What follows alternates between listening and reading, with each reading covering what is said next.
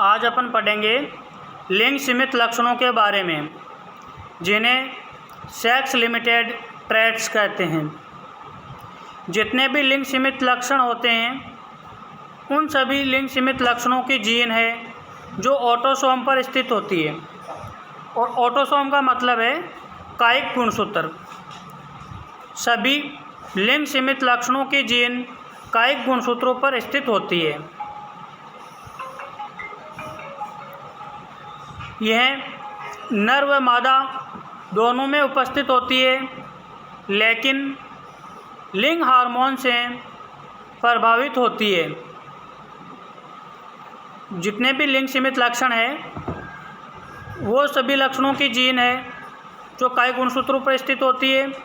और यह कायिक गुणसूत्र नर और मादा दोनों पशुओं में उपस्थित होते हैं, लेकिन एक लिंग में लिंग हार्मोन की उपस्थिति के कारण यह अपना लक्षण या प्रभाव प्रकट करती है, लेकिन दूसरे लिंग में लिंग हार्मोन की अनुपस्थिति के कारण अपने लक्षण प्रदर्शित नहीं करते हैं। यानी जितने भी लिंग सीमित लक्षण है, वो लिंग सीमित लक्षण दोनों लिंगों में पाए जाते हैं, नर और मादा में, लेकिन एक लिंग में हार्मोन की वजह से अपना प्रभाव प्रदर्शित करते हैं, लेकिन दूसरे लिंग में उस लक्षण के प्रदर्शन के लिए जिन हार्मोन्स की आवश्यकता होती है, वो हार्मोन स्रावित नहीं होने के कारण वे लक्षण अपना प्रदर्शन नहीं कर पाते हैं। जैसे एग्जाम्पल की बात करें अपन, तो पुरुषों में दाढ़ी मूंछ का आना टेस्टोस्टेरोन हार्मोन का उदाहरण है। पुरुषों में दाढ़ी मूंछ का आना नर हार्मोन टेस्टोस्टेरोन के कारण होता है, लेकिन जो ये दाढ़ी मूंछ का जो लक्षण है, इस लक्षण की जीन नर और मादा दोनों में उपस्थित होती है, लेकिन नर में नर हार्मोन की उपस्थिति के कारण यह लक्षण अपना प्रभाव प्रदर्शित करता है, और मादा में नर हार्मोन की अनुपस्थिति के कारण यह लक्षण अपना प्रदर्शन नहीं करता है। दूसरा है मुर्गे की गर्दन व पूंछ पर हैकल व सिकल पंखों का विकास। मुर्गे की गर्दन और पूंछ पर हैकल व सिकल पंखों का विकास भी टेस्टोस्टेरोन हार्मोन की उपस्थिति में होता है।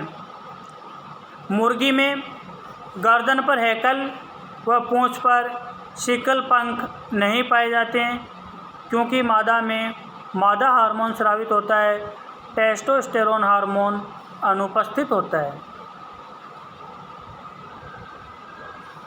नेक्स्ट है मुर्गे में कलंगी के वेटल का विकास केवल नर में होता है, नर हार्मोन की उपस्थिति के कारण। इसी प्रकार दुग्ध श्रावण केवल मादा में होता है। वो भी क्यों होता है? मादा हार्मोन एस्ट्रोजन की उपस्थिति के कारण। नर में भी स्तन ग्रंथियां पाई जाती है, लेकिन टेस्टोस्टेरोन हार्मोन की उपस्थिति के कारण वहाँ पे मिल्क सीक्रेशन नहीं होता है। तो ये सभी एग्जाम्पल है जो आपके लिंग सीमित लक्षणों के हैं। लिंग सीमित लक्षणों का मतलब होता है कि ऐसे लक्षण जिनकी जीन का प्रदर्शन हार्मोन की उपस्थिति पर निर्भर करता है, वे सभी लिंग सीमित लक्षण कहलाते हैं। जैसे पुरुषों में दाढ़ी मूंछ का आना, मुर्गे की गर्दन और पूंछ पर हैकल व सिकल पंखों का विकास, मुर्गे में कलंगी के वेटल का विकास, और मादा में मिल्क सीक्रेशन।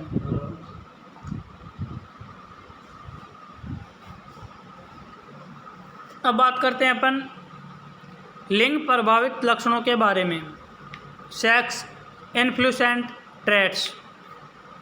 लिंग प्रभावित लक्षण। लिंग प्रभावित लक्षणों की जीन भी ऑटोसोम पर पाई जाती है,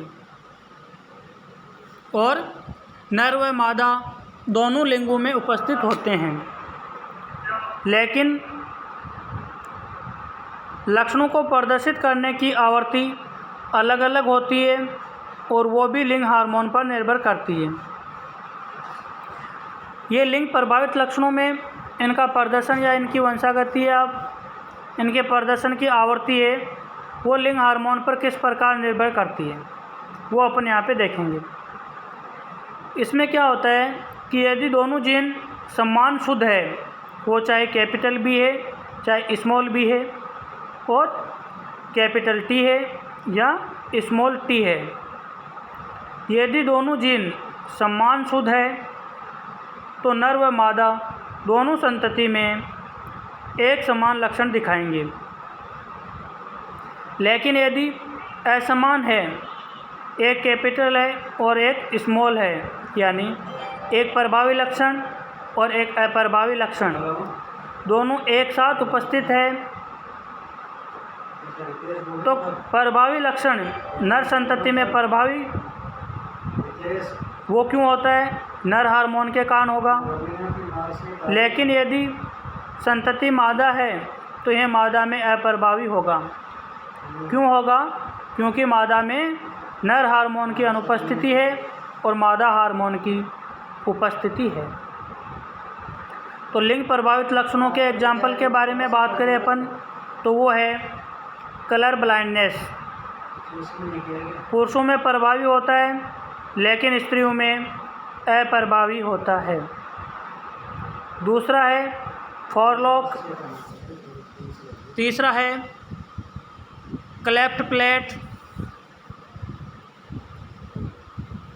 नेक्स्ट है हेयर लिप और लास्ट है स्टूप हेयरिंग। ये सभी जो लक्षण है ये पुरुषों में सामान्य होते हैं। कलर ब्लाइंडनेस है वो पुरुषों में प्रभावी होता है लेकिन स्त्रियों में अप्रभावी होता है। Forelock, cleft plate, hare lip, स्टूप हेयरिंग ये लक्षण है जो पुरुषों में सामान्य लक्षण होते हैं। जैसे पुरुषों के होठों पर बाल आते हैं जिसको अपन मूंछें कहते हैं, ये एक पुरुषों का सामान्य लक्षण है।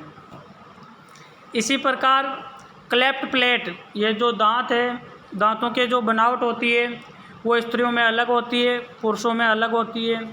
अंगुलियों का विकास है, ये भी नर और मादा में अलग अलग होता है।